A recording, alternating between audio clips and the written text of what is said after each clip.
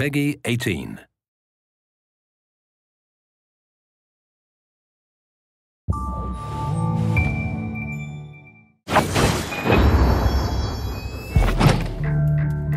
So in addition to the story campaign, which is represented by Prologue, we have 4 additional game modes which make up what we call Deniable Ops. Those 4 modes are Hunter, Infiltration, Last Stand, and Face Off.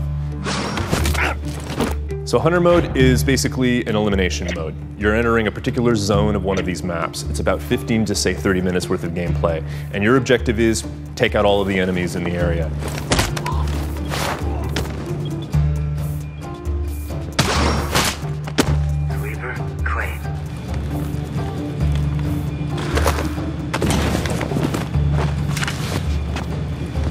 If you slip up or if you get a little too noisy, maybe you're not as stealthy as you need to be, of course reinforcements will show up and that makes things a lot more difficult. Target spot! We also want to make sure that players have a chance to pit those skills against one another. So we've introduced an adversarial mode, spy versus spy. We call it Face Off.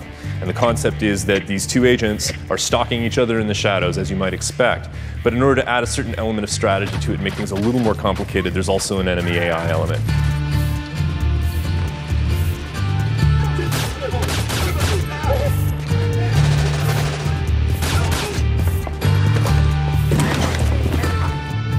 Last Stand is really something new for the Splinter Cell world. It's basically a survival mode. Our agent or agents are tasked with protecting an object of some value. In this case, it's an EMP warhead that's destructible. And the AI enemies that are coming into the world have really one core objective, and that is to take out that EMP warhead and destroy it, to damage it to the point where it's not repairable.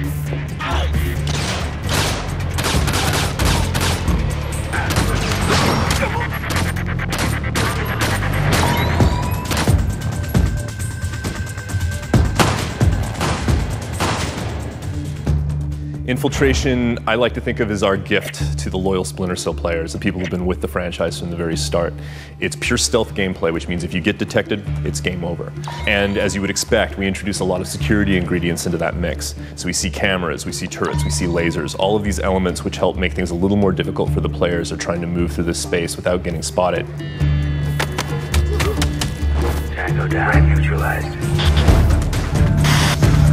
With all of these new gameplay ingredients and new mechanics that we're giving players to try to use and explore, we want to reward those players that are using those tools. We want to reward the players that are being the completionists and are exploring every corner of the game.